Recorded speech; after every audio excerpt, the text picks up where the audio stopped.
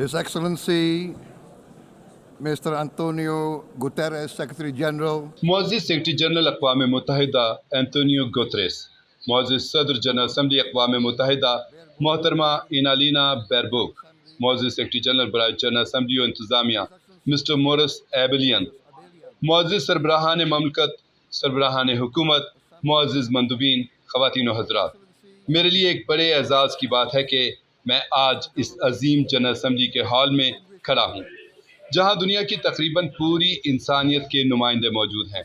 हम नस्ल, मज़हब और कौमियत में मुख्तलिफ हैं, लेकिन आज हम सब एक इंसानी ख़ानदान के तौर पर इकट्ठे हुए हैं। हम सबसे पहले यहाँ इंसान होने के नाते मौजूद हैं। हर इंसान बराबर पैदा हुआ है और इसे ज़िंदगी, आज़ादी और खुशी की तलाश का नाकाबिल तनसीख हक़ दिया गया है। अक़वाम मुत्तहिदा के ऐलान आज़ादी के अल्फाज ने बर्रे आज़मों में जमहूरी तहरीकों को मुतासिर किया, जिनमें फ्रांसीसी इनकलाब, रूसी इनकलाब, मैक्सिकन इनकलाब, चीनी इनकलाब और ख़ुद इंडोनेशिया की आज़ादी की जिद्दोजहद शामिल है। इसी जज्बे ने 1948 में अक़वाम मुत्तहिदा की जानिब से आफाकी एलामिया बराए इंसानी हुकूक को जन्म दिया। तमाम इंसान बराबर पैदा हुए हैं का ये उसूल दुनिया भर में खुशहाली और इज़्ज़त की नई राहें खोलने का सबब बना। मगर आज के साइंसी और तकनीकी दौर में, जो भूख, गुर्बत और माहौलियाती तबाही ख़त्म करने की ताकत रखता है, हम फिर भी संगीन ख़तरात, चैलेंजेस और गैर यकीनी हालात का सामना कर रहे हैं। इंसानी कमज़ोरी जो खौफ, नस्ल इम्तियाज़, नफ़रत, जबर और नज़रअंदाज किए जाने से भरी हुई है, हमारे मुश्तरका मुस्तकबिल को ख़तरे में डाल रही है। मेरा मुल्क इस दर्द को बखूबी जानता है। सदियों तक इंडोनेशिया नौआबादियाती ग़ुलामी, जबर और जुल्म सहता रहा। हमें अपनी ही सरजमीन पर जानवरों से भी कम समझा जाता था। हम इंडोनेशियाई जानते हैं कि इंसाफ से महरूमी क्या होती है, नज़रअंदाज किए जाने में जीना क्या होता है, गुर्बत और मवाक़े से महरूमी कैसे लगती है। हमने ये भी सीखा कि यकजहती क्या कर सकती है। आज़ादी की जद्दोजहद में, भूख, बीमारी और गुर्बत के ख़िलाफ़ जंग में अक़वाम मुत्तहिदा ने इंडोनेशिया के साथ खड़े होकर अहम मदद फ़राहम की। इस असम्बली और सलामती कौंसल में इंसानी यकजहती की बुनियाद पर किए गए फ़ैसलों ने इंडोनेशिया को आज़ादी, बैनुल अक़वामी शनाख्त और तरक्की के इब्तदाई मराहिल में इमदाद दी। यूनिसेफ, FAO, WHO और अक़वाम मुत्तहिदा के बेशुमार इदारों ने हमें सहारा दिया। इसी वजह से आज इंडोनेशिया मुश्तरका खुशहाली और बराबरी की मंजिल के करीब खड़ा है। मोहतरमा सदर, मुअज़्ज़िज़ीन, आज की दुनिया तनाज़ात, नाइंसाफ़ी और गहरी गैर यकीनी सूरत हाल से भरी हुई है। हर रोज़ हम जुल्म, नस्ल कशी और बैनुल अक़वामी क़वानीन की खुली खिलाफ वर्जी देखते हैं। इन हालात में हम हार नहीं मान सकते। जैसा कि सेक्रेटरी जनरल ने कहा, हम हार नहीं मान सकते। हम अपनी उम्मीदें या उसूल तर्क नहीं कर सकते। हमें करीब आना है, दूर नहीं जाना। हमें अपने ख्वाबों और उम्मीदों को पूरा करने के लिए इकट्ठे कोशिश करना है। अक़वाम मुत्तहिदा दूसरी जंग अज़ीम की राख से पैदा हुआ, जिसने करोड़ों ज़िंदगियाँ निगल ली थीं। इस इदारे को अमन, इंसाफ, आज़ादी और तहफ़्फ़ुज़ के लिए बनाया गया था, और हम अब भी बैनुल अक़वामियत, कसीरुल जहती ताउन और इस अज़ीम इदारे को मज़बूत बनाने के हर इक़दाम के लिए पुरअज़्म हैं। आज इंडोनेशिया पहले से कहीं ज़्यादा करीब है कि पायदार तरक्की के अहदाफ, यानी इंतहा दर्जे की गुर्बत और भूख का खात्मा हासिल कर सके। क्यों? क्योंकि बरसों पहले इसी हाल ने समाजी और मुआशी इंसाफ को सुना और इस पर अमल किया। हम उसे कभी नहीं भूलेंगे, और आज भी हम खामोश नहीं रह सकते जब फ़लस्तीनियों को इसी इंसाफ और जायज़ हक़ से इस हॉल में महरूम रखा जा रहा है।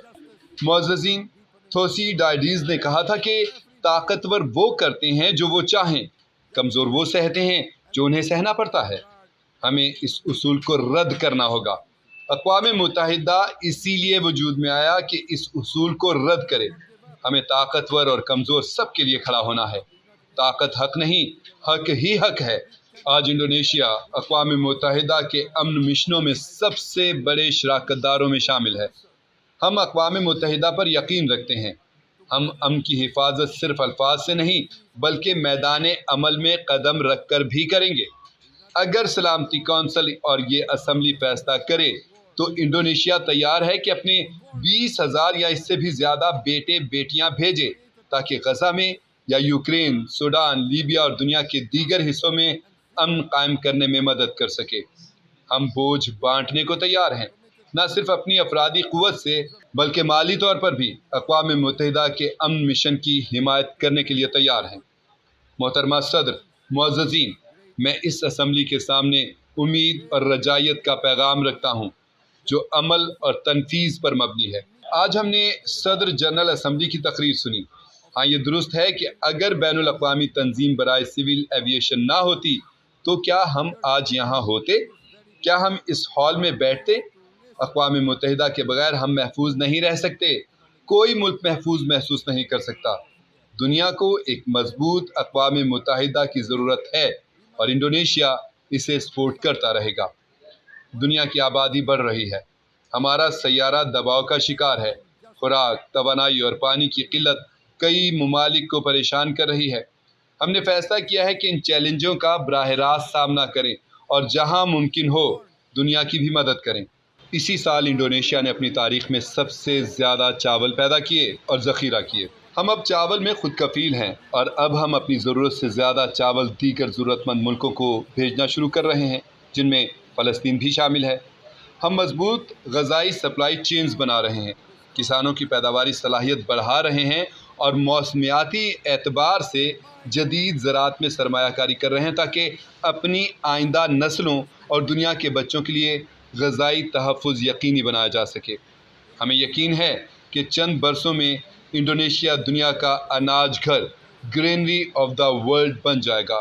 لیکن دنیا کی سب سے بڑی جزیرہ ریاست ہونے کے ناطے ہم یہ بھی بتاتے ہیں کہ ہم پہلے ہی موسمیاتی تبدیلی کے براہ راست اثرات کا سامنا کر رہے ہیں۔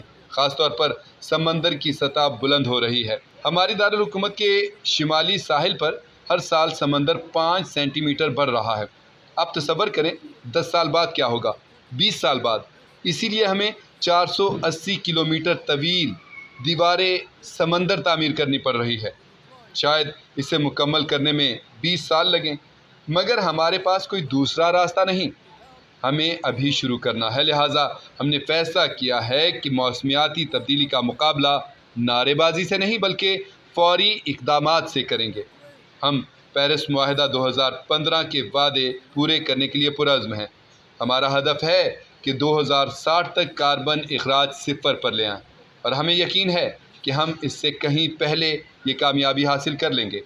ہم نے 1 کروڑ 20 لاکھ ہیکٹر جنگلات دوبارہ لگانے کا منصوبہ بنایا ہے تاکہ جنگلات کی کٹائی روکی جائے، مقامی برادریوں کو بہتر سبز روزگار ملے اور ماحول محفوظ ہو۔ انڈونیشیا نے فیصلہ کن انداز میں فوسل ایندھن پر مبنی ترقی کو ترک کر کے جدید پذیر توانائی پر مبنی ترقی کی طرف قدم بڑھایا ہے۔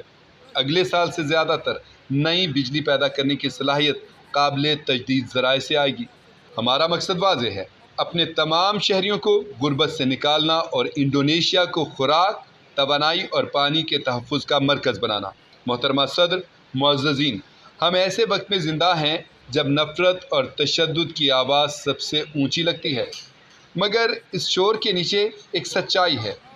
ہر انسان چاہتا ہے کہ محفوظ رہے، عزت پائے، محبت کرے اور اپنی اولاد کے لیے بہتر دنیا چھوڑے۔ ہمارے بچے ہمیں دیکھ رہے ہیں، وہ لیڈرشپ کتابوں سے نہیں بلکہ ہمارے فیصلوں سے سیکھ رہے ہیں۔ آج بھی غزہ میں ایک تباہ کن صورتحال ہماری آنکھوں کے سامنے ہے۔ اسی لمحے معصوم مدد کے لیے چیخ رہے ہیں، بچانے کے لیے پکار رہے ہیں۔ انہیں کون بچائے گا؟ معصوموں کو کون بچائے گا؟ بوڑھوں اور عورتوں کو کون بچائے گا؟ اسی لمحے لاکھوں لوگ خطرے، صدمے اور ناقابل تلافی نقصان کا سامنا کر رہے ہیں، وہ بھوک سے مر رہے ہیں۔ کیا ہم خاموش رہیں گے؟ کیا ان کی چیخوں کا کوئی جواب نہ ہوگا؟ کیا ہم اپنی آئندہ نسلوں کو یہ سکھائیں گے کہ انسانیت کا خاندان چیلنج کا مقابلہ کر سکتا ہے؟ محترمہ صدر، ہمیں ابھی عمل کرنا ہوگا۔ بہت سے مقررین نے کہا کہ ہمیں ایک کثیر الجہتی نظام کے ساتھ کھڑا ہونا ہوگا، جہاں امن، خوشحالی اور ترقی چند ممالک کا حق نہ ہو بلکہ سب کا حق ہو۔ ایک مضبوط اقوام متحدہ کے ساتھ ہم ایک ایسی دنیا بنا سکتے ہیں جہاں کمزور وہ نہ سہیں جو انہیں سہنا پڑے، بلکہ وہ انصاف پائیں جس کے وہ مستحق ہیں۔ آئیے انسانیت کے اس سفر کو جاری رکھیں جو ہمارے بزرگوں نے شروع کیا۔ آئیے سائنس کو تباہی کے بجائے بہتری کے لیے استعمال کریں۔ ابھرتی ہوئی قومیں دوسروں کو بھی اوپر اٹھانے میں مدد کریں۔ مجھے یقین ہے کہ دنیا کی بڑی تہذیبوں کے رہنما مغرب، مشرق، شمال، جنوب، امریکہ، یورپ، بھارت، چین، اسلامی دنیا، سب تاریخ کے تقاضے کے مطابق اپنی ذمہ داریاں نبھائیں گے۔ ہم سب پر امید ہیں کہ دنیا کے رہنما عظیم بصیرت، دانشمندی، صبر، عاجزی اور بڑے پن کا مظاہرہ کریں گے، نفرت اور بدگمانی کو شکست دیں گے۔ محترمہ صدر، معزز نمائندوں، ہم ان حالیہ واقعات سے حوصلہ پاتے ہیں جہاں دنیا کے کئی اہم ممالک نے تاریخ کے درست رخ کا انتخاب کیا ہے، انصاف اور انسانیت کا راستہ اپنایا ہے، نفرت کو ترک کیا ہے اور تشدد کے استعمال سے بچنے کا فیصلہ کیا ہے۔ تشدد کو ہی جنم دیتا ہے۔ کوئی ایک ملک پوری انسانیت کو ڈرا دھمکا نہیں سکتا۔ ہم انفرادی طور پر کمزور ہو سکتے ہیں، لیکن ناانصافی اور ظلم کا احساس تاریخ میں بار بار یہ ثابت کر چکا ہے کہ یہی احساس ایک طاقتور قوت بن جاتا ہے جو ظلم کو شکست دیتا ہے، ناانصافی کو ختم کرتا ہے۔ آخر میں پھر دہرانا چاہتا ہوں کہ انڈونیشیا فلسطین کے 2 ریاستی حل کی مکمل حمایت کرتا ہے۔ ہمیں ایک آزاد فلسطین چاہیے، لیکن ساتھ ہی ہمیں اسرائیل کی سلامتی اور تحفظ کو بھی تسلیم اور یقینی بنانا ہوگا۔ تب ہی اصل امن قائم ہوگا، تب ہی نفرت اور بدگمانی ختم ہوگی۔ واحد حل یہی ہے، 2 ریاستی حل۔ حضرت ابراہیم کی دونوں اولادیں صلح و آشتی، امن اور ہم آہنگی کے ساتھ رہیں۔ عرب، یہودی، مسلمان، مسیحی، ہندو، بدھ، سب مذاہب کو ایک انسانی خاندان کی طرح رہنا ہوگا۔ انڈونیشیا اس خواب کو حقیقت بنانے کے لیے پرعزم ہے۔ کیا یہ خواب ہے؟ شاید، لیکن یہ ایک خوبصورت خواب ہے جسے ہمیں مل کر حقیقت بنانا ہے۔ آئیے اس عظیم مقصد کے لیے کام کریں۔ آئیے انسانیت کے اس سفر کو جاری رکھیں، وہ سفر جو ہمارے آباء و اجداد نے شروع کیا اور جسے ہمیں مکمل کرنا ہے۔ شکریہ۔ اوم شانتی شانتی اوم۔ بہت شکریہ۔ خدا ہم سب پر رحم کرے، ہم سب پر سلامتی ہو۔ بہت شکریہ۔